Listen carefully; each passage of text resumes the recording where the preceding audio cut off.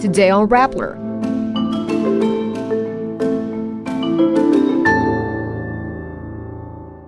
Senator Risa Hontiveros declares stronger opposition in Congress as Bam Aquino and Kiko Pangilinan return to the Senate.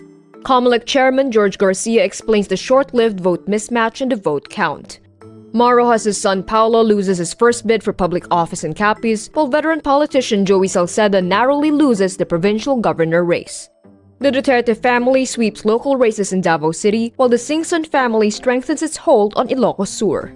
And Hollywood icon Robert De Niro hits Donald Trump over proposed film tariffs at the Cannes opening.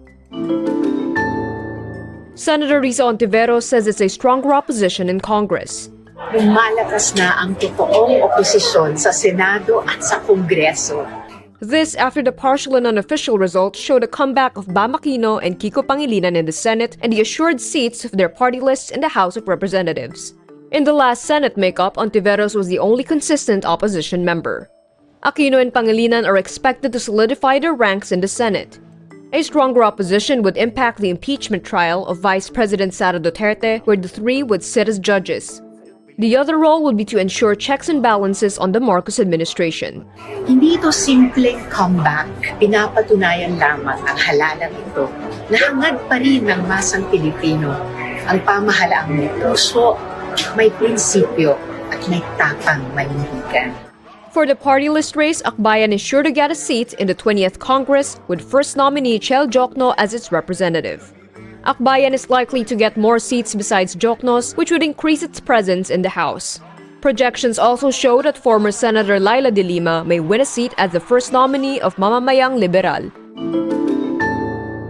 Commission on Elections Chairman George Garcia says there was no attempt to pad or shave anyone's votes. There were just varying ways and speed by which end users processed and presented the data made available by the Comelec. This in response to concerns over count mismatches by various poll trackers that were based on data batches with duplicate precincts. Rappler reported early Tuesday morning, media tech teams at the Comelec Server Center in Makati noticed duplicate precincts had been reflected in the quick counts. By 2 a.m., the media teams fixed the data and the numbers on their election results websites were updated. Ang pagbabasihan nyo lagi, yung mga kandidato, yung mga political parties, isave nyo yung Comelec website na nilalabas namin. Kasi yung Comelec website, walang interruption yun, tuloy-tuloy po yun na nangyayari. Garcia explains the Comelec gets human-readable data, which means their tracker updates in real time without having to process and clean up data. Meanwhile, media groups, poll watchdogs, and political parties get their data from 5 other Comelec servers. Garcia says this is why it takes longer for their trackers to show the same results as Comelec's. Paulo Roxas, son of former Senator Mar Roxas, lost his first bid for public office in Capiz. Despite Roxas' loss, the coalition maintained its political dominance in the province. Meantime, in Albay, contrary to pre-election surveys and expectations, former Albay Governor Noel Rosal narrowly beat 2nd District Representative Joey Salceda in the race for provincial governor. In Davao del Norte, outgoing representative and former House Speaker Pantaleon Alvarez lost his bid for vice governor to Clarice Hubahib, the daughter of his former ally. In a major political change in San Pablo City, Laguna, Barangay Councilor Arcadio Gapanga Jr. defeated re-electionist Mayor Vicente Amante, whose family had run the city for over 30 years. In Taguig Pateros District, Lino Cayetano lost to re-electionist 1st District Representative Ricardo Ading Cruz Jr., who is backed by sister-in-law, Taguig City Mayor Lani Cayetano. The Duterte family sweeps the local races in Davao with 5 incoming officials in government joining Vice President Sara Duterte. Former President Rodrigo Duterte leads the pack, winning as mayor for the 8th time, defeating his former cabinet secretary Carlo Nograles. Duterte's son Sebastian won over former Vice Mayor Bernie Alag and will probably be appointed acting mayor with the elder Duterte detained in The Hague. In the congressional races, Paulo Duterte bested Migs Nograles and development worker Mags Maglana. Paulo's son Omar Vincent also defeated incumbent councilor Javi Garcia Campos in the 2nd District. Grandson Rodrigo II or Rigo also won his council race. Meantime, in Ilocos Sur, members of the influential Singson family expand its control in the province, led over 5.5 decades by patriarch and former Governor Luis Chavez Singson. Chavit's brother Jerry and son Ryan ran unopposed for governor and vice governor respectively.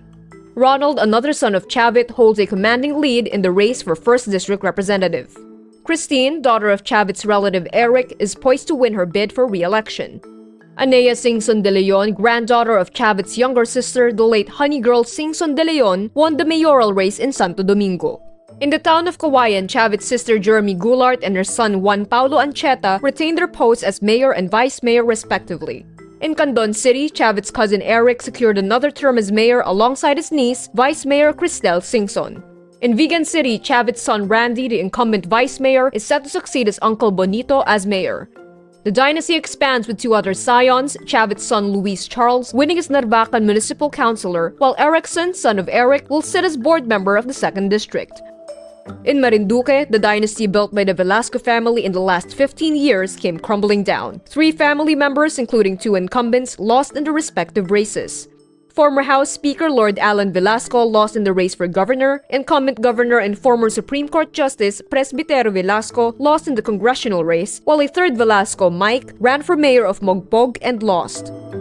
In Laguna, former Congresswoman and TV reporter Sol Aragones beat major opponents, including Representatives Ruth Hernandez and Dan Fernandez, in what was deemed among the most competitive races in the 2025 midterm elections.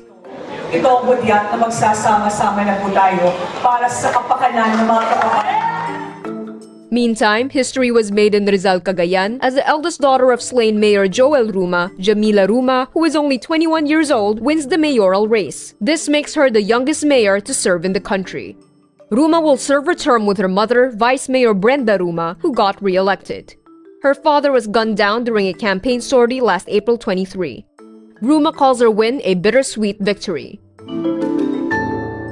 Hollywood icon Robert De Niro criticizes U.S. President Donald Trump at the Cannes Film Festival's opening ceremony, speaking out against Trump's proposed 100% tariff on foreign films.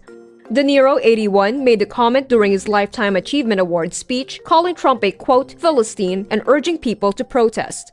He says, quote, you can't put a price on creativity, but apparently you can put a tariff on it. Organizers say they want to keep politics out and focus on the films, but this year's lineup, including movies from Gaza, Ukraine, and Iran, and Trump's tariff news just before the festival, has put more focus on the world outside Cannes.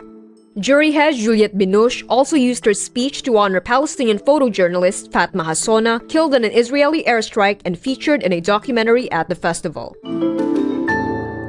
And that's today's wrap. I'm Kara Oliver. Thank you for watching. Click the link below for the full story. Follow us on Raptor's YouTube, Facebook, X, Instagram, and TikTok.